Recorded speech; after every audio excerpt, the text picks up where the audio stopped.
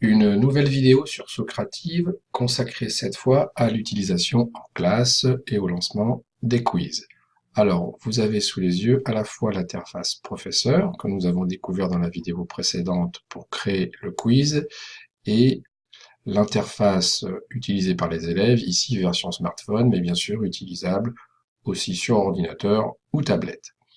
Donc le questionnaire est créé et on veut réaliser un quiz avec les élèves. Donc, première option possible, de lancer un simple questionnaire. Donc, on va cliquer sur questionnaire et on va choisir le questionnaire que l'on veut utiliser. Par exemple, celui que l'on vient de créer dans la vidéo précédente, les pictogrammes en chimie.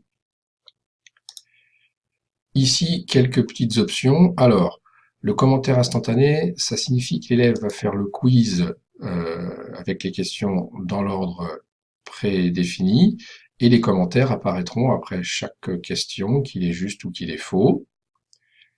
Une navigation ouverte, c'est-à-dire qu'il peut aller et venir entre les questions, revenir, se corriger jusqu'à ce qu'il ait cliqué à la fin sur terminer.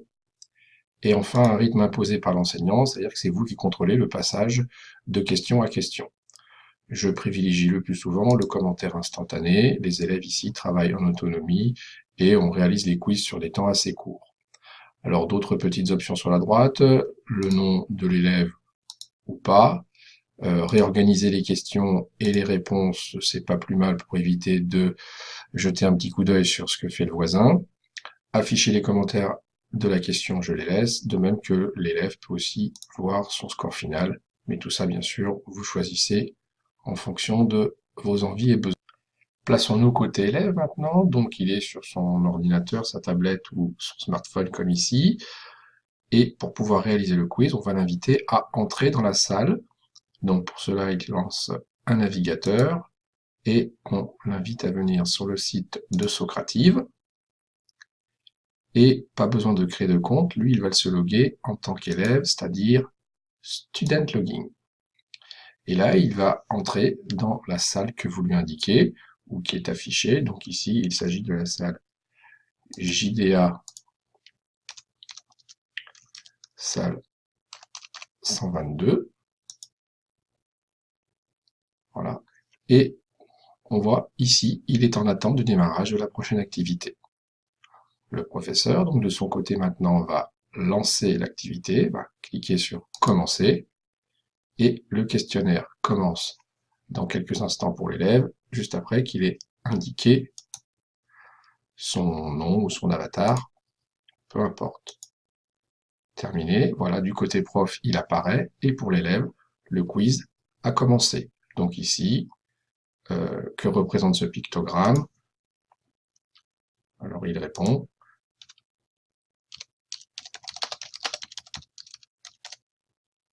Envoyer la réponse. Là, on lui indique que c'est incorrect. Le professeur le voit apparaître ici. Je rappelle ici qu'on a coché l'option « Les questions se mélangent ». Donc ici, c'est la troisième du quiz qui est apparue en premier. OK. Et il va passer à la deuxième. Ce pictogramme indique un produit toxique. On va dire faux. Là, il est content. La réponse est correcte. Et enfin, la dernière question ici de ce quiz. Allez, on lui donne juste. Voilà, il voit le commentaire. OK. Son score final, côté élève, s'affiche, 2 sur 3, 67% de réussite, très bien. OK. Et il est en attente d'une autre activité, ou alors il pourra tout simplement quitter le site Socrative. On revient côté prof, donc ici les résultats de cet élève s'affichent, évidemment, s'il y a 20 élèves, vous avez 20 lignes, et une fois que tout le monde a répondu, ou une fois que le temps que vous avez décidé de consacrer à ce quiz est terminé, vous pouvez cliquer sur Terminer. Là, et on pourra aussi le refaire plus tard, on peut afficher de nouveau le tableau, en affichant les noms par exemple et les réponses, ou obtenir les rapports, dont on a parlé aussi dans la vidéo précédente, soit sous la forme d'un tableau Excel pour la classe entière, PDF individuel, ou PDF par question. Je reviens à lancer. Donc ça, il s'agissait d'un quiz, on va dire classique. Ensuite, vous avez la course de l'espace. Alors ici, on va choisir un nouveau quiz. Par exemple, je vais prendre travailler sa mémoire 2. Alors il s'agit de table de multiplication. Suivant. De nouveau, on va retrouver les réglages sur la droite qu'on a déjà vu. Nombre d'équipes, bon, bah, ici je n'aurai qu'un seul, mais on est obligé d'en mettre 2 par défaut. On peut choisir l'icône, on va prendre le vaisseau spatial par exemple. Et on est prêt à commencer. Donc l'élève, il est toujours en attente d'activité. Il va pouvoir commencer directement ce deuxième quiz. Et je le lance. Alors voilà, côté prof, ce que ça donne, la course de l'espace, en fait, il s'agit, les élèves vont se voir progresser, les uns par rapport aux autres, sans que les noms soient donnés au départ, c'est par couleur. Les noms s'afficheront après dans le tableau de résultats. Et évidemment, il y a un petit côté défi, le fait d'aller le plus vite possible. Donc, on reprend ici. Voilà. Donc, on envoie la réponse et on voit la fusée qui avance. Évidemment, si on se trompe, la fusée n'avance pas.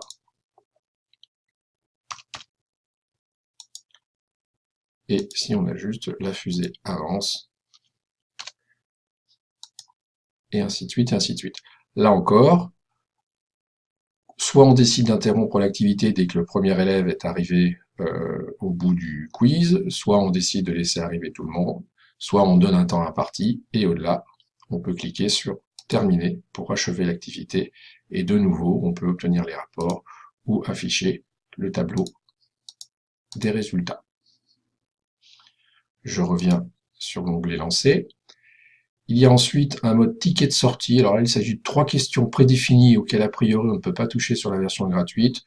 Voilà, 3 questions auxquelles les élèves sont invités à répondre, par exemple quand ils quittent le cours. J'avoue que j'ai pas encore vraiment trouvé l'intérêt de cette option-là. Ensuite, il y a ici les questions rapides. Alors là, il s'agit de pouvoir interroger rapidement les élèves et compiler des réponses sans finalement avoir préparé de quiz. On va par exemple, alors c'est la même chose sur les 3, mais on va par exemple tenter un vrai-faux. Voilà, on a envie de sonder la classe sur une question qu'on a posée. On écrit la question au tableau ou on la donne oralement. Et on lance question rapide. Et là, voilà, l'élève, il apparaît vrai ou faux. La question, elle n'est pas écrite, elle a été donnée à l'oral ou alors elle est écrite au tableau. Et il va voter, par exemple vrai, et envoyer sa réponse. Et ici, donc, le professeur peut ainsi recueillir les avis des élèves sur une question. On peut, alors pardon, je clique sur terminer, et on peut donc retrouver la même chose pour une question à choix multiples. Donc là, encore une fois, la question est donnée à l'oral avec, par exemple, 2 ou 3 choix. 5, ça me paraît très difficile de faire ça à l'oral, il faut que ce soit écrit. Et évidemment, même chose avec une réponse courte. Alors là, on peut tout à fait, par exemple, poser la table de multiplication à l'oral, et l'élève va pouvoir jouer et donner sa réponse. Par exemple, j'ai dit 5 x 7, hop, 35, il envoie la réponse, et le professeur, comme ça, recueille toutes les réponses, et peut mesurer qui a eu juste ou qui a eu faux. Voilà, donc ça, ici, il n'y a pas de préparation, on lance vite fait, ça peut être en début de séquence, en fin de séquence, et on se fabrique comme ça des petits quiz assez rapides. Et bien sûr, on peut toujours obtenir les différents rapports. Évidemment, une fois que l'on a fait toutes ces petites activités, on va retrouver, vous voyez, les quiz que nous venons de réaliser, là, les uns après les autres. Ici, ils sont là, et on peut, bien sûr, exploiter et retrouver les différents rapports, comme nous avions vu dans la réponse précédente. Voilà pour ce petit tour d'horizon sur l'utilisation de Socrative en classe. Je vous remercie.